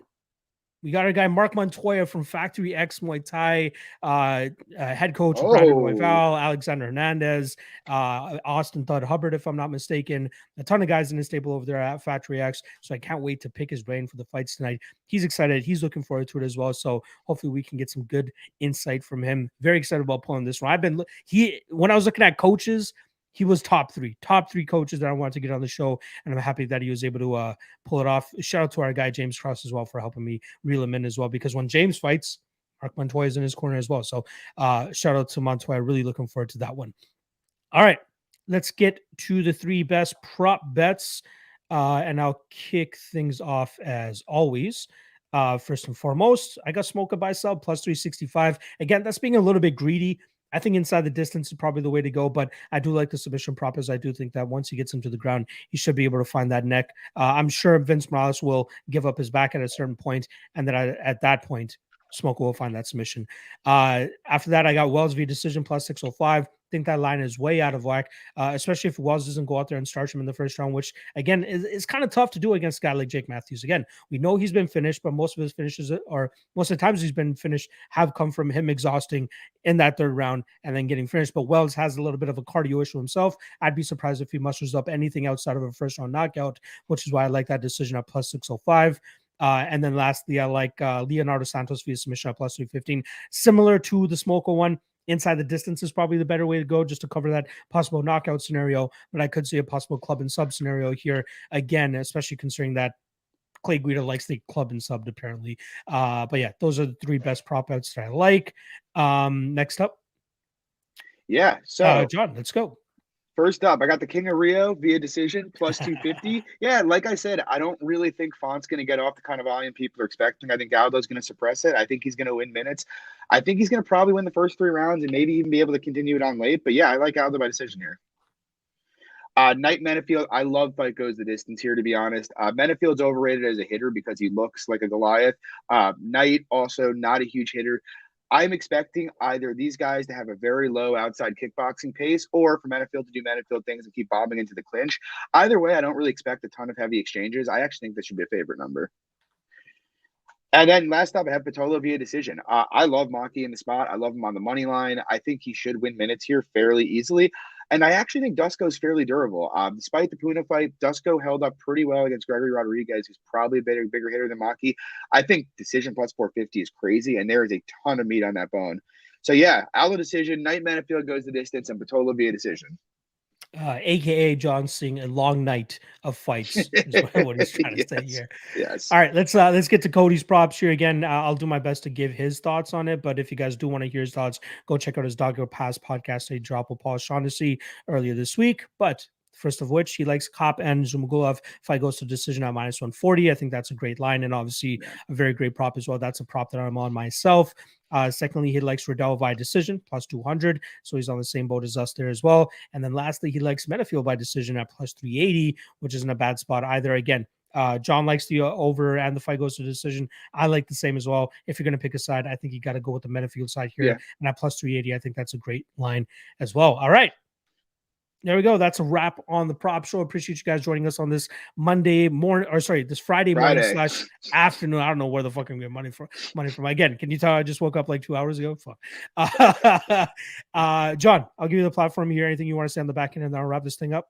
Yeah, guys, just follow us, Club and Sub Podcast. They're in the description below. We do it every Wednesday night, 10 p.m. Eastern. It's usually myself, Lag, C, and Luke. Lately, a lot of stuff's been going on, so it's been pretty inconsistent with who's been on the show. But hopefully, we'll have the whole group back next week. It's every Wednesday night at 10 p.m. Eastern. And good luck on your bets this weekend, everyone. Absolutely. Again, I love watching that Club and Sub show. And again, you guys really got struck with some bad luck in terms of everybody just getting fucked up in some sort of way. But I'm glad that you guys are all still together and still making this thing work. All right. On behalf of myself and John, make sure you guys check out the Ultimate Weigh-In show tonight. Sorry, 9 p.m. Eastern. That's where when me and Mark are going to be going live tonight. Make sure you guys check that out. And then tomorrow as well, 1 p.m. Eastern for a Fight Day live chat. John, appreciate you taking time out of your day to do this. I know you're busy, but appreciate you doing that. Appreciate everybody checking out the stream this morning. And yeah, weigh-ins are about to kick off in about 10 minutes, so make sure you guys go tune in and see what happens over there. Good luck on your best this weekend. I'll see you guys tonight for the Ultimate Weigh-In show. Brad Riddell. Let's go with Brad Riddell this week. Let's go, Brad. Riddell, bring it on home, baby. Let's go. Later, guys.